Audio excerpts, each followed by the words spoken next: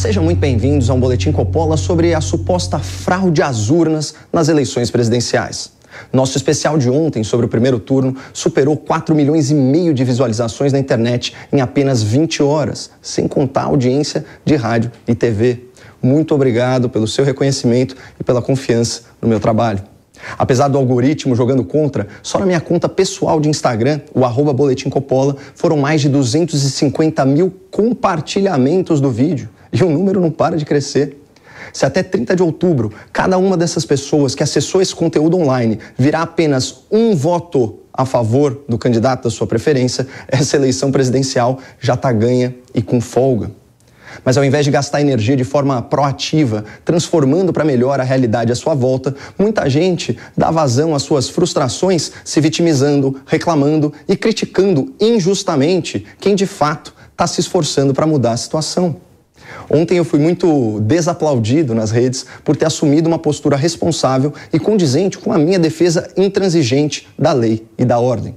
Eu deixo registrado para toda a nossa audiência que esse programa não irá entreter, sem a devida comprovação, a ideia de uma fraude às urnas. Tampouco iremos colocar em dúvida o resultado das eleições. No Estado de Direito, por nós defendido, o ônus da prova é de quem acusa e suspeitas não constituem certezas.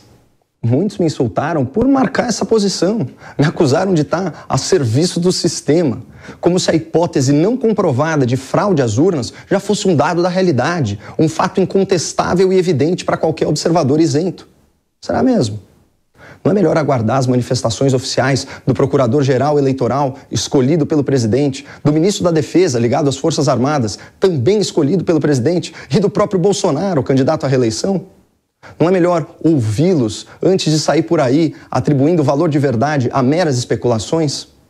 Enquanto eles não se pronunciam oficialmente, meu caro amigo desconfiado, que tal analisar a nota publicada via redes sociais pelo publicitário Sérgio Lima, um dos principais responsáveis pela campanha do presidente Bolsonaro? Aspas. Parem de gastar energia falando de fraude. Vamos ao que interessa, voto. Vamos buscar voto e trabalhar as abstenções. Se houve fraude, deixe que a justiça investigue. Se você ainda não se deu por satisfeito com essa declaração vinda do núcleo de campanha do presidente, não tem problema. Vamos ao que disse o senhor Fábio Faria, ministro das Comunicações, um grande aliado de Bolsonaro, diretamente envolvido nesse projeto de reeleição. Aspas, não houve problema nas urnas. Essa questão está totalmente superada. O problema grave da eleição foram as pesquisas. Foi muito grave. Vale lembrar que Datafolha e IPEC, cujos levantamentos foram patrocinados pelos dois maiores grupos de comunicação do país, Folha e Globo, erraram feio suas projeções finais por cerca de 10 milhões de votos. E, para variar, erraram a favor de Lula da Silva. Aí sim, há indícios veementes para levantar suspeitas de fraude e ataque à democracia, especialmente considerando o vício nas amostras populacionais, vícios que já foram inclusive denunciados aqui no Boletim Coppola. Mas voltando à hipótese de fraude nas urnas, muitos argumentam que a prova do crime estaria na divergência, na incompatibilidade ideológica entre o voto para presidente e o voto para governador ou senador. O caso mais citado é o de Minas Gerais. Lá em Minas, Romeu Zema, um liberal de direita, se reelegeu governador com 56% dos votos válidos, ao passo que Lula, um cleptocrata da esquerda, venceu o primeiro turno com 48% dos votos contra 43% de Bolsonaro. Os números sugerem que apenas 3 em cada 4 eleitores de Zema votaram em Bolsonaro. Isso realmente não faz muito sentido do ponto de vista lógico. Mas quem disse que a escolha do eleitor é exclusivamente racional, pessoal? Será que fatores emocionais como ranço, carisma, nostalgia e memória afetiva não pesam nessa decisão? Um dos sentimentos mais fortes que existem, seja ele justificado ou não, é o sentimento de rejeição, de aversão, de repulsa. E aqui, a despeito de qualquer alinhamento de ideias e políticas, existe um abismo estatístico entre Zema e Bolsonaro. As pesquisas apontavam o governador Zema com cerca de 25% de rejeição entre os eleitores mineiros. Já o presidente Bolsonaro costuma ter sua rejeição aferida na casa dos 50%. Essa é apenas uma das várias possíveis explicações técnicas para essa discrepância entre a votação de Zema e Bolsonaro em Minas Gerais. Vamos combinar que, ao contrário de Jair Bolsonaro, Romeu Zema não enfrentou uma campanha nacional de difamação e desinformação instigada pela maior emissora do país, pelo maior jornal em circulação no país e pelo maior site noticioso do país.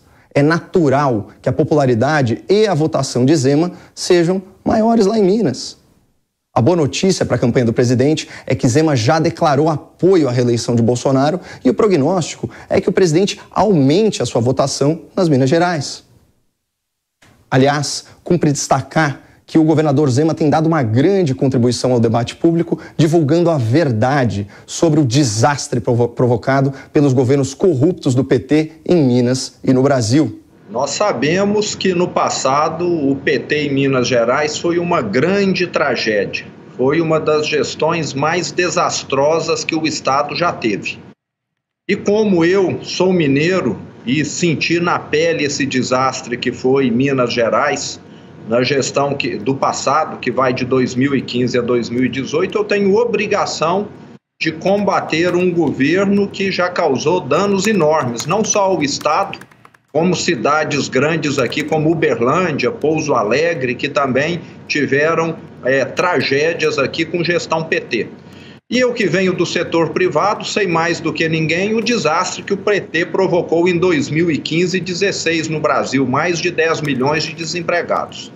Então, o meu grande objetivo é combater o PT. O brasileiro que tem a memória boa sabe que o governo Dilma foi uma tragédia, a maior recessão da história e a maior inflação idem.